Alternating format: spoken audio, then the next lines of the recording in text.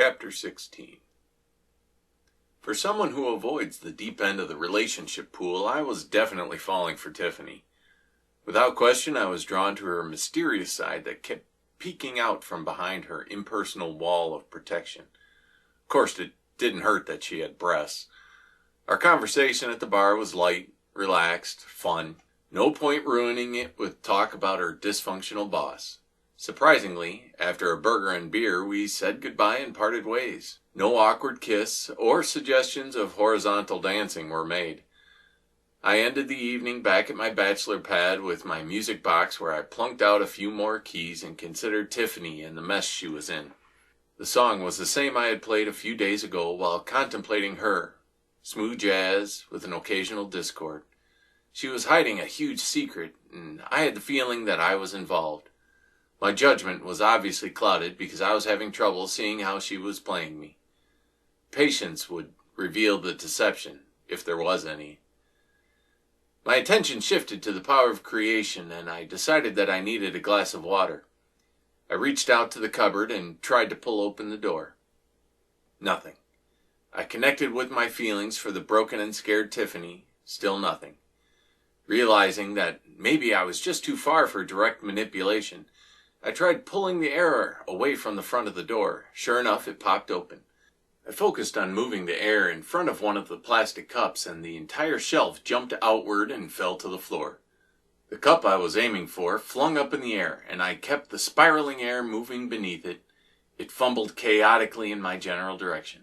As soon as it was about half the distance to me, I reached out with my will and grabbed it directly. It stopped shuddering and flopping and gently slid into my open hand. Not terrible. I'd give it a solid B+ performance. I decided not to try the water trick and got up to do it the old-fashioned way. Exploring these powers on my own was both exhilarating and frustrating. I needed someone to cut my learning curve down, someone to teach me. As much as I hated to admit it, I needed to head back to Nella and the gang of misfits.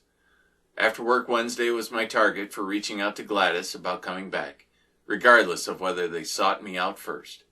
My pride would have to take the hit. Wednesday greeted me with significantly less enthusiasm than Tuesday. No hair gel today, I just needed coffee. I fully expected someone to be waiting for me in the shop downstairs, but again, I was wrong. Just another Wednesday like all the others before. My head was telling me that the importance of the prior day's events was exaggerated, but my gut was saying otherwise. The goon who wanted to get Mrs. Giovanni alone was not the type to give up too easily. Too bad I couldn't use the power of creation to snap his neck. Maybe I could just use it to mess up his hair. Dinner with Tiffany was excellent. Actually, the food was just okay. The company and conversation were excellent. Every question I poked at her about her past or her boss was answered almost too easily, like they were rehearsed. I knew that her job was to help locate people for her boss, who would then recruit them, presumably for his clients. Kind of like an employment recruiter, I guessed. Her past was well guarded. I knew she grew up in New York and lived a fairly modest life with her folks and kid brother. Then she got sick of the below-average existence and took up with a non. No boyfriend or ex-husband for that matter, so the foot was still on the gas. We left the bar around 11, and she grabbed a cab. I walked the other direction. No creepy kiss or awkward goodbye exchange. Just a quick hug and a warning to steer clear of Anon the fish. Actually, that is just my affectionate name for him. Obnoxious Joe's was pretty normal all day. A few laughers, a few criers, but mostly comatose automatons. It gave me a challenge to try and snap people out of it for at least a few seconds. However, there are those that are too busy to acknowledge anyone in the immediate world and instead were glued to their phones. Heaven forbid you greet the smiling person in front of you, but no, you gotta make money right now. Can't be waiting a whole minute to be courteous. Must be that cog, make that machine go, follow the team. Mama Jo was indeed prepping for sainthood as she smiled and greeted every person with the same enthusiasm and cheer. It was mid-afternoon, and I had just launched into a rousing rendition of One Direction's best song ever. Just a bit presumptuous, really. It's catchy and sold a bunch of albums for the corporate oligarchs, but in reality it's not overly challenging music, just fun, which is okay with me. Hey, it's not country. Plus, the two young ladies requested it with their iced lattes.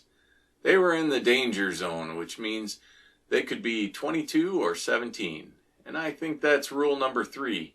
Take no chances on jailbait. They waved as they left, and I just finished the song since it was fun to play. Naturally, that's when Tiffany decided to stop in. I was tempted to switch to a different song and pretend like I'd never heard of the boy band One Direction, kind of like the panic closing of your webpage when your mom walks in the room.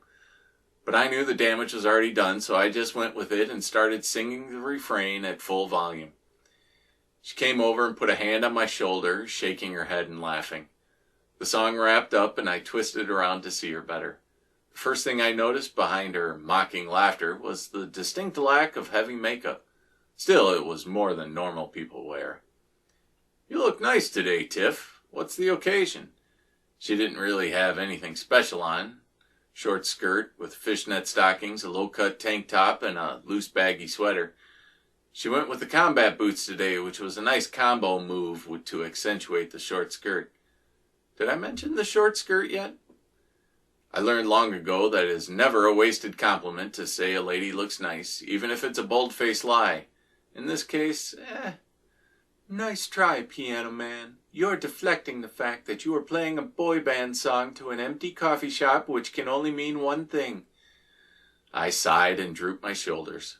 All right, you got me. I'm actually an extremely ugly 14-year-old girl with facial hair. You happy now? What can I say? They are just so dreamy. She just laughed and casually walked behind the counter and got herself a cup of coffee and put a couple bucks on the counter. I shifted into another goth band I'd been practicing, and she smirked at me. Is that really how you see me? Just a junk metal goth chick with work issues? I held the note I was on and let it fade a bit and smiled at the coincidence that it was a minor D chord. Leaning against the piano, the smirk still on her face, the music shifted on its own to a bit of smooth jazz, the piece I always end up playing when I spend too much time thinking about her. A little like Duke Ellington, a little bit of Billie Holiday, and a very little bit of Alien Sex Fiend. Now that's a potent cocktail. I worked through the verse smooth and cool and into the chorus, which picked up volume and swing. Surprise discord that resolves into a skip beat and back to the next verse. This is sounding better every time I play it. I looked up at her, now leaning on the back of the piano with a puzzled look on her face. Hey, what's the matter? Not really your style, I take it? She shook her head. No, that's not it. I like it a great deal. I just don't think I can place it. What song is this? I laughed a little, suddenly feeling self-conscious. That's because no one's ever heard it before. It's a little something I've been working on since we met. Her face went to shock, with her mouth hanging open. There were two options for explaining her reaction.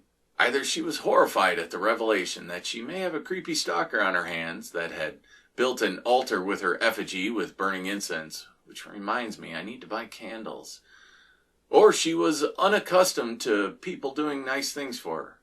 Obviously, I was hoping for the latter, that she was generally so successful at keeping people away from her that she was maybe a bit surprised to have me stay interested. Or there was a third option that I wasn't considering. That voice at the back of my head is making a racket again. I'll just play a bit louder. After 3 times through, I wound it down and glanced up at her, now with her hands over her mouth. If I didn't know any better, there were tears in her eyes. Naturally, the first crack I formed in her protective wall was interrupted by the jingle of the bell indicating that someone had just intruded on our private moment.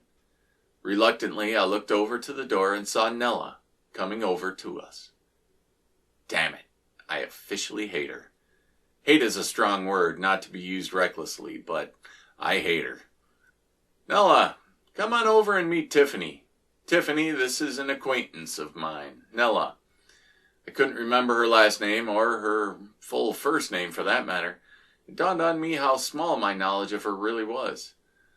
They did not shake hands, just sort of nodded courteously to each other. Nella, let me get you some coffee, I said, feeling the tension build between these two. At least I had moved out of the battle zone between them. Nella's look was serious as she measured Tiffany, as if deciding where to attack first. She raised her hand to stop me. "Oh, I can't drink the normal stuff here, Finn," her voice light and personal, but it seemed contrived to me. "Better make that a decaf latte, medium, please."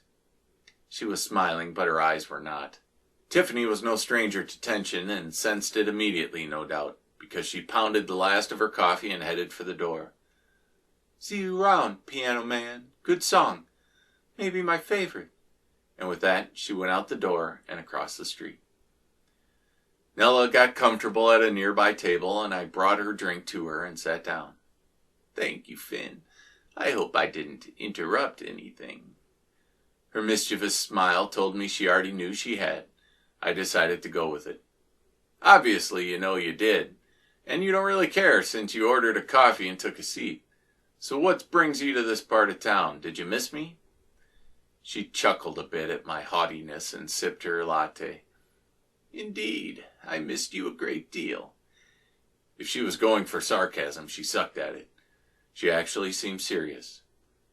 "We heard about your little exchange you had with Anan, and we need you to come in and improve your skills. That was very close." "What do you know of it, Nella?"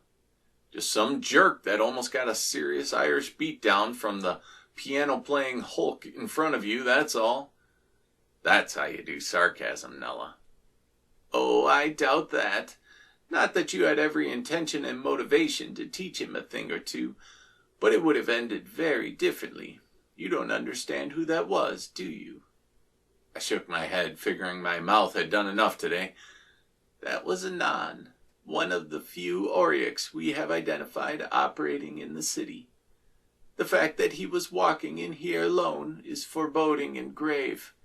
It means that something important is happening with this situation for him to act on his own. I've arranged with Joanna for you to have a week off to train with us, as long as that's all right with you, of course." "Joanna? Oh, you mean Mama Joe. Huh. Well, that was nice of you. Not sure I can take a whole week off. That's a little pushy there, Nella, don't you think? And how do you know Joe?" "Oh, Joe and I go way back, actually. She should be here soon to take over for you this afternoon. How about getting started right away?" "Sure. Why not?" I decided not to mention the fact that I was planning on approaching them anyway. Too many questions and not enough answers can be found on my own.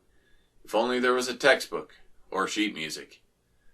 "I'm all yours, Nella," I said. "Let the training begin."